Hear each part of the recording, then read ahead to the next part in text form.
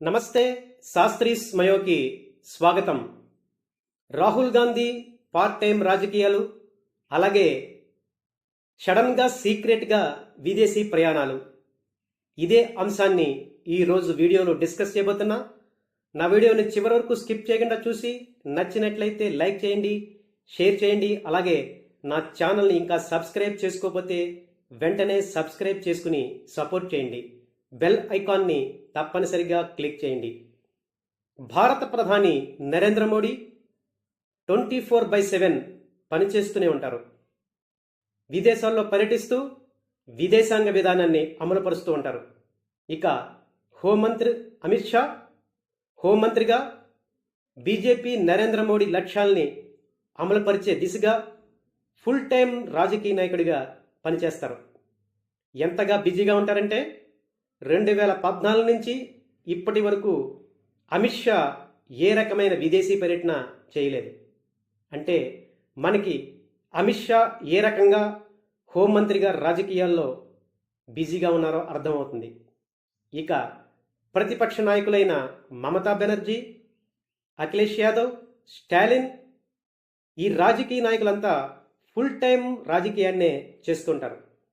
అయితే దీనికి భిన్నంగా ప్రతిపక్ష నేత రాహుల్ గాంధీ పార్ట్ టైం రాజకీయాలు, అలాగే వీలు దొరికినప్పుడల్లా సీక్రెట్గా విదేశీ ప్రయాణాలు చేస్తుంటారు. గత కొన్ని రోజులుగా రాహుల్ గాంధీ ఎలక్షన్ కమిషన్ మీద, నరేంద్ర మోడీ ప్రభుత్వం మీద అనేక విమర్శలు చేస్తూ వార్తల్లో నిలిచారు.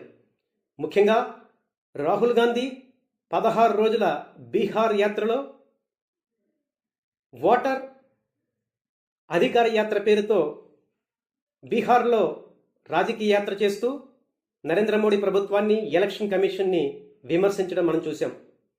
ఈ యాత్రలో రాహుల్ గాంధీ మాట్లాడుతూ తాను నరేంద్ర మోడీకి ధీటైన నాయకుడిని, ప్రజాస్వామ్యాన్ని, రాజ్యాంగాన్ని పరిరక్షిస్తూ నరేంద్ర మోడీ ప్రభుత్వాన్ని గద్దె దించుతానంటూ రాజకీయ స్టేట్మెంట్ ఇచ్చారు. ఈ రకంగా బీహార్ యాత్రలో రాజకీయాల్ని రాహుల్ వేడెక్కించారు.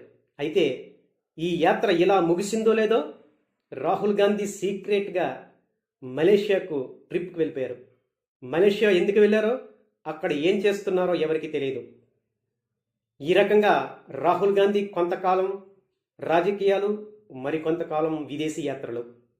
గతంలో కూడా రాహుల్ గాంధీ చాలా సందర్భాల్లో ఈ రకంగా విదేశాలకు వెళ్ళిపోవడం మనం చూసే ఉన్నాం. ముఖ్యంగా భారత్ జోడో యాత్ర సందర్భంగా రాహుల్ గాంధీ రాజకీయాలు చేశారు. తర్వాత సడన్గా విదేశాలకు వెళ్ళిపోయారు.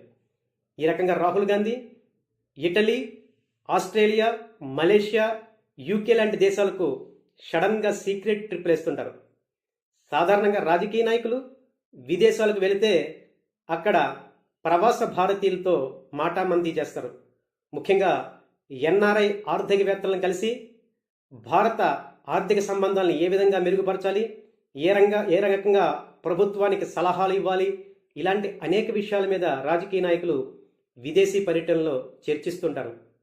కానీ దీనికి భిన్నంగా రాహుల్ గాంధీ విదేశీ పర్యటనలో రెస్టారెంట్లకి, పబ్బులకి పరిమితం అవుతుంటారు.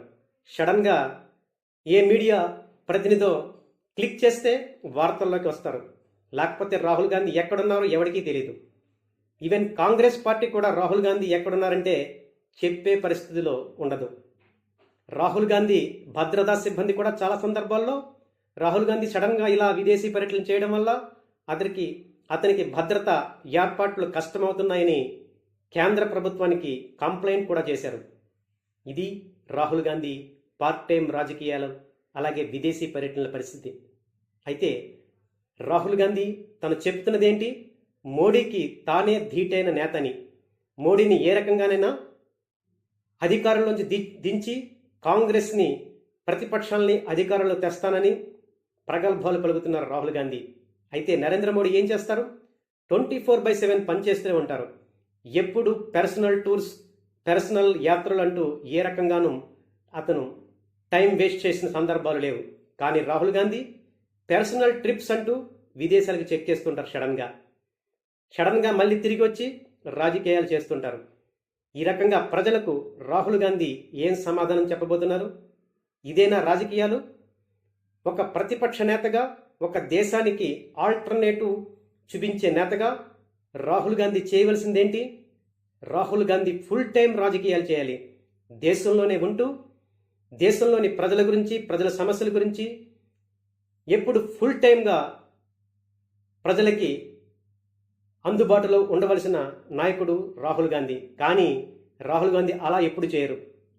కొంతకాలం సీరియస్గా రాజకీయాలు చేసి మరి కొంతకాలం రిలాక్స్ అయిపోతుంటారు. ఈ రిలాక్స్ సమయంలో ఇలా విదేశాలకి చెక్కేస్తుంటారు. ఇలా చేసినట్లయితే రాహుల్ గాంధీ ఎప్పటికీ నరేంద్ర మోడీకి పోటీగా ఒక జాతీయ నాయకుడిగా నిలిచే అవకాశం లేదు. రాహుల్ గాంధీ ఇప్పుడు చేయవలసింది ఫుల్ టైం రాజకీయాలు, పార్ట్ టైం రాజకీయాలు మాత్రం కాదు. సాధారణంగా ఎగ్జామ్స్ టైంలో విద్యార్థులు పుస్తకాలు తీసి సడన్గా ప్రిపేర్ అయిపోతుంటారు. ఎగ్జామ్స్ అయిపోయిన వెంటనే రిలాక్స్ అయిపోతారు.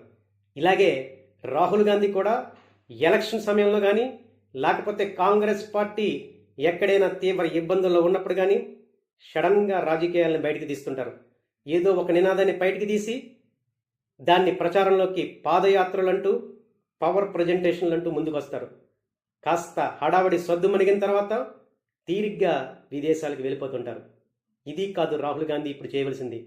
రాహుల్ గాంధీ ఫుల్ టైం రాజకీయాలతోటి ప్రజలకు అందుబాటులో ఉండవలసిన అవసరం ఉంది. అలా చేస్తేనే తను మొదట ప్రతిపక్ష నాయకుడిగా సక్సెస్ అయి తరువాత ప్రధానమంత్రి పదవికి పోటీ చేయడానికి అర్హుడయ్యే అవకాశం ఉంది. దేశంలో అనేక మంది రాజకీయ నాయకులు ఫుల్ టైం రాజకీయాలకే తమ జీవితాల్ని అంకితం చేస్తున్నారు. వాళ్ళ సిద్ధాంతాలు కరెక్ట్ అయినా కాకపోయినా ఫుల్ టైం ప్రజలకి అందుబాటులో ఉన్నారు. దీనికి విరుద్ధంగా రాహుల్ గాంధీ ఈ పార్ట్ టైం రాజకీయాల్ని ఆశ్రయిస్తున్నారు. కానీ రాహుల్ గాంధీ ఈ రకంగా పార్ట్ టైం రాజకీయాలు చేస్తుంటే ఎప్పటికీ జాతీయ నాయకుడిగా మారి ప్రతిపక్ష నాయకుడిగా కూడా స్థిరంగా నిలదొక్కునే అవకాశం లేదు. ఇక ప్రధానమంత్రి అవడం అనేది తర్వాత విషయం. Thank you.